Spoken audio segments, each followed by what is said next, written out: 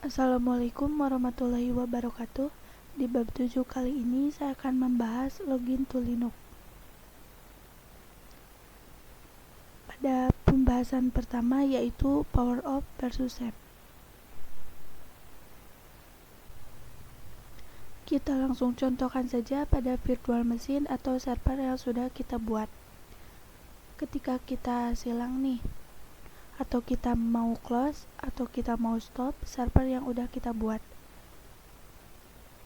dia langsung otomatis nanya ini mau di save the machine state atau power off the machine. Nah, apa bedanya kalau power off the machine? Itu kita otomatis men-shutdown server yang kita punya. Jadi kalau misal saya oke, ini servernya langsung mati. Sedangkan kalau save the machine state, ini dia cuman nge-sleep atau dia akan matiin servernya. Cuman ketika kita nyala lagi atau running lagi, servernya akan ada pada tampilan sama.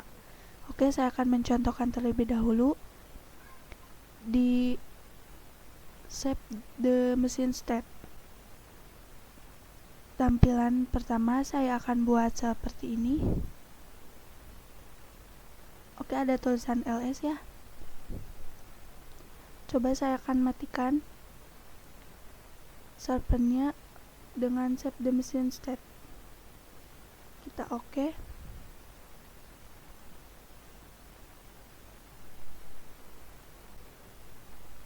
Terus saya start lagi. Nah, dia akan kembali pada tampilan yang sama pada server kita. Jadi istilah seperti ini sleep aja sih kalau misal di laptop kita. Nah, apa bedanya kalau misalnya kita coba matiin pakai power off the machine? Kalau power off the machine mati total. Jadi tampilannya ketika kita running lagi dia gak akan kembali pada tampilan yang sama. Jadi kita coba saja power off the machine.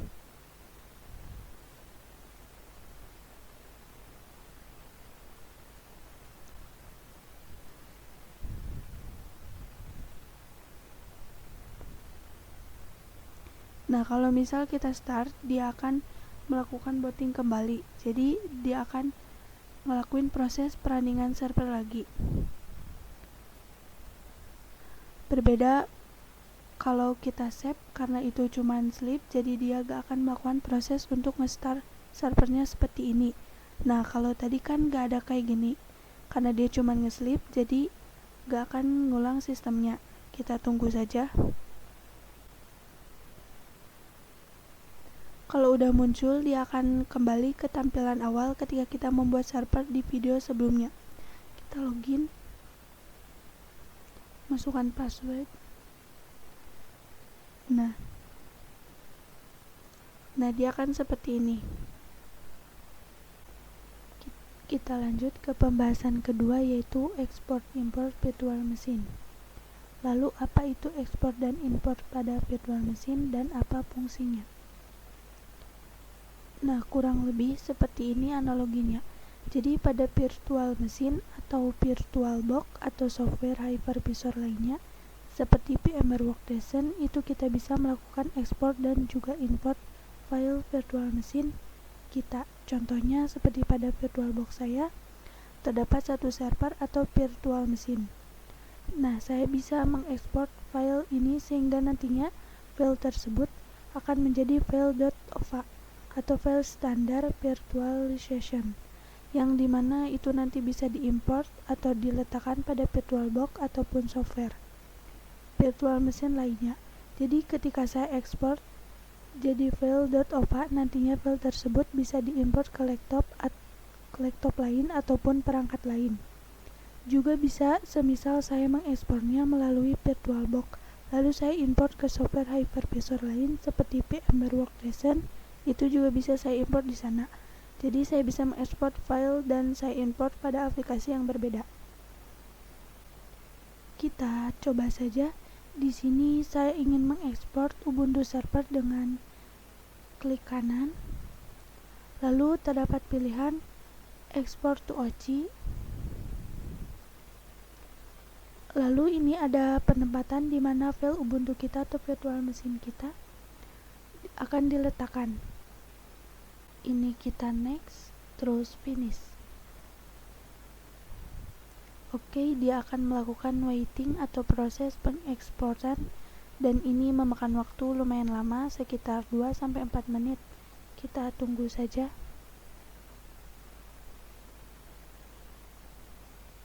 Oke, di sini saya sudah selesai dalam proses ekspor file virtual mesinnya, yang nantinya file tersebut akan menjadi file standar virtualization atau .ova. Nah, di mana file terletak? Ketika kita tadi melakukan ekspor, di sini ada ketentuan atau kita disuruh milih di mana filenya mau diletakkan. Karena saya default tidak diganti, jadi oke, kita cek saja.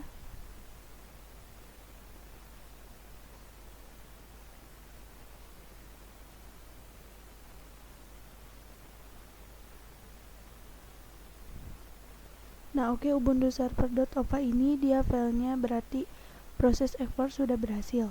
Sekarang kita coba bagaimana ketika file tersebut kita import ke software virtual machine lain atau ke laptop atau device lain. Caranya tinggal ditekan 2 kali saja.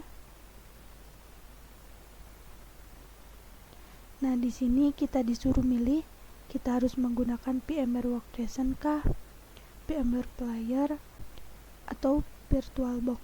Karena di sini kita akan mencocokkan untuk menggunakan VirtualBox, kita pilih VirtualBox Manager.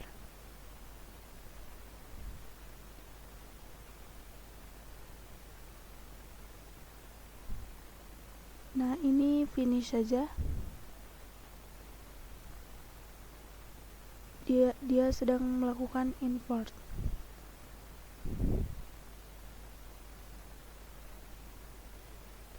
Nah, ini dia filenya. Kita coba start. Apakah filenya sama dengan Ubuntu server? Kita coba masuk.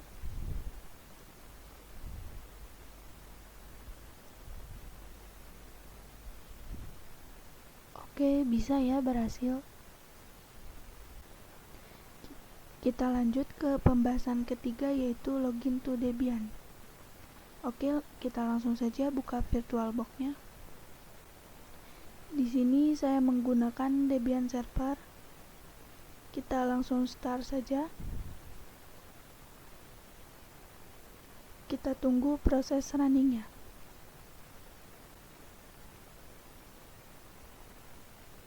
Nah, di sini kita enter aja.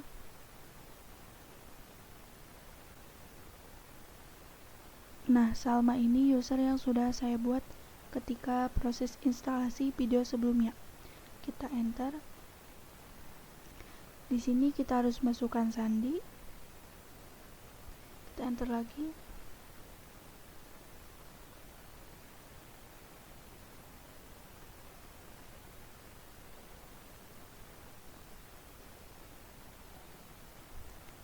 Nah, mungkin bagi teman-teman ini terlalu kecil ya untuk desktop atau untuk pembelajaran Linux menggunakan Debian environment. Untuk membesarkannya bisa klik kanan, kemudian pengaturan tampilan. Nah, di sini terdapat resolusi yang mana ini 4:3. Teman-teman bisa menyesuaikan.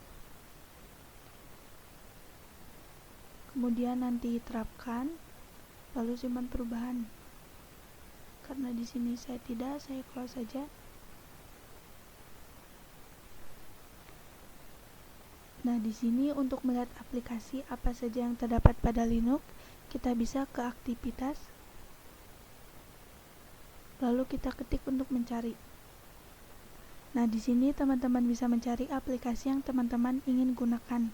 Karena di sini kita akan membuka terminal, karena pada video selanjutnya kita akan mempraktikkan perintah-perintah Linux itu pada terminal. Jadi kita ketik aja terminal.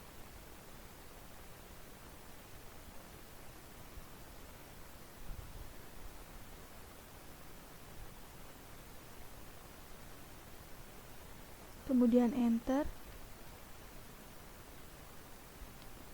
Nah, jika untuk tampilannya terlalu kecil, teman-teman bisa gunakan Ctrl Shift Plus. Karena di sini saya sudah cukup, saya tidak.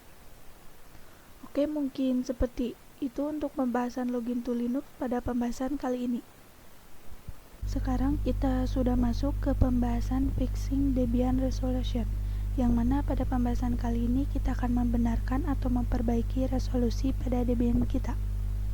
Itu kita bisa meng-full screen-kan pada desktop Debian kita, yaitu dengan pilih bar view, lalu klik full screen mode,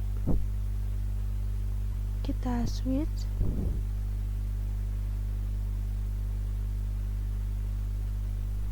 jadi kita benar-benar melihat desktop dari Debian yang sudah kita buat. Sekarang kita bebas melakukan apa saja dan siap untuk belajar. Lalu bagaimana ketika pengen keluar dari full screen seperti ini? Teman-teman bisa mengarahkan kursor teman-teman ke bawah ini. Nah, ini ada putih-putih di bawah. Kemudian klik yang ini. Dan akan keluar dari full screen mode-nya. Mungkin itu saja. Oke, saya akan kembalikan lagi untuk masuk ke full screen mode.